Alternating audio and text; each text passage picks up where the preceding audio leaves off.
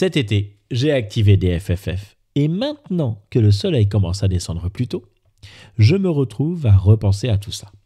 Toi, peut-être que tu es encore les pieds dans le sable, le goût du sel sur les lèvres, le bruit régulier des vagues qui s'écrasent doucement et les rires de tes enfants qui jouent dans l'eau. Quelque part, posé sur la table de ton camping, un poste éteint pour aujourd'hui. Moi, je reviens de semaines où la radio m'a encore emmené ailleurs. Et pourtant, un drôle de sentiment reste. Je repense à il y a 5 ans. La veille, j'avais eu mon indicatif, F4 FLH. Et je me souviens comme si c'était hier. Le courrier reçu, le sourire qui monte, cette excitation un peu infantine qui te donne envie de tout plaquer pour allumer le poste. Le lendemain, je partais déjà en vacances, direction les Alpes. Pas d'antenne idéale dans les bagages, mais une Budipole, encore neuve, emballée comme un trésor qu'on n'a pas encore ouvert. Un vieux trépied de flash photo, cabossé, que j'allais détourner de son usage d'origine. J'arrive sur la petite montagne. L'air est plus frais qu'en vallée. Et je sens ce vent qui siffle à travers les brins d'herbe. Le parfum de terre sèche et de résine de sapin. Au loin, les cloches d'un troupeau de vaches qui remontent vers le pâturage. Je déballe le matériel, le plastique de la Budipole craque entre les doigts. Le trépied grince un peu quand je le déplie. Je tends les brins, je branche le câble et dans le haut-parleur le souffle. Et puis, timidement, CQ de Foxtrot 4, Foxtrot Lima Hotel portable. Ça répond. Pas beaucoup, pas loin, mais chaque voix qui arrive est une petite victoire. Je note les indicatifs sur un carnet à spirale avec cette écriture maladroite qu'on a quand on va aller vite pour ne pas rater le prochain contact. 49 QSO, pas un de plus. Mais le cœur plein, parce que j'étais dehors, parce que j'apprenais, parce que j'avais bricolé pour que ça marche, même un peu. Les sorties suivantes, j'ai vite compris que je pouvais faire mieux. J'ai troqué mon vieux pied photo pour une canne à pêche. Rien que ça changeait tout. L'antenne prenait de la hauteur. La réception s'ouvrait et au bout du compte, les reports étaient meilleurs. Puis la Budipole a laissé place à un long fil.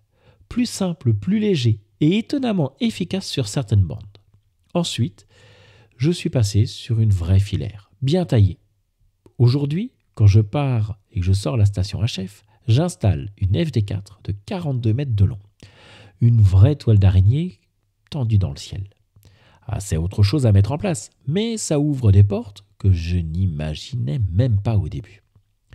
Côté puissance aussi, j'ai évolué. Ma petite station QRP s'est muée en une configuration capable de sortir 100 watts.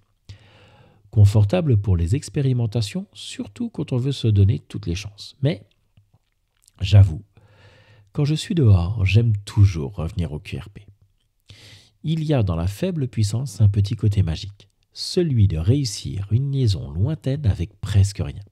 Ce frisson-là, on ne le ressent pas de la même façon avec 100 watts dans la ligne.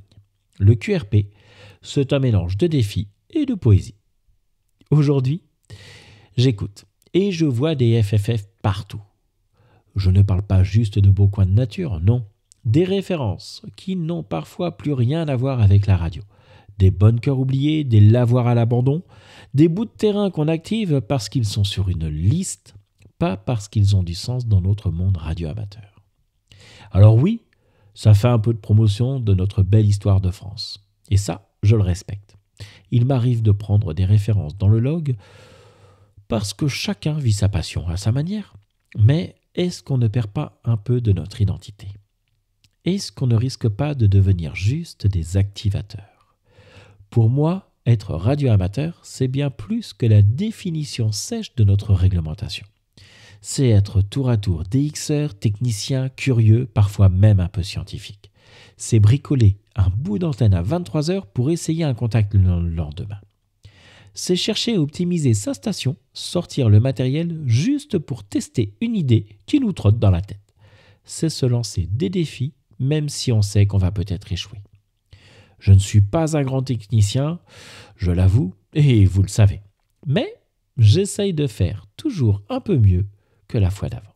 Et c'est ça qui me fait vibrer. Alors oui, les FFF, c'est une belle idée.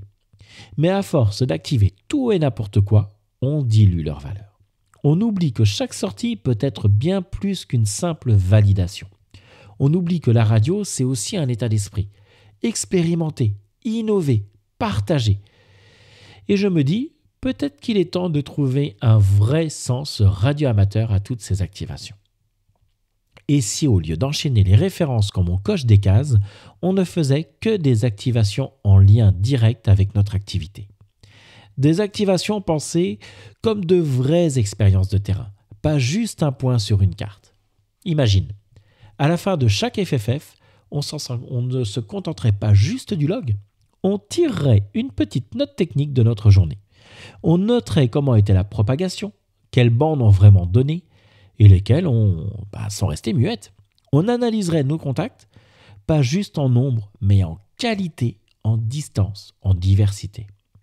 On prendrait le temps de décortiquer l'installation, comment on a monté l'antenne, quels réglages ont marché, qu'est-ce qui pourrait être amélioré.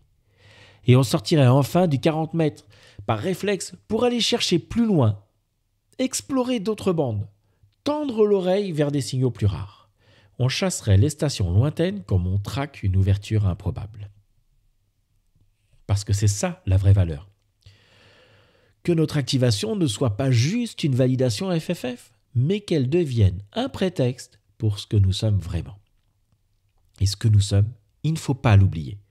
Pas seulement des activateurs, pas seulement des numéros dans un log, mais des radioamateurs, des curieux, des techniciens en herbe, des passionnés qui bricolent, testent, échouent parfois, mais recommencent toujours. C'est ça qu'il faut retrouver. Et si on y arrive, alors chaque activation, même modeste, redeviendra ce qu'elle n'aurait jamais dû cesser d'être. Un vrai moment radio.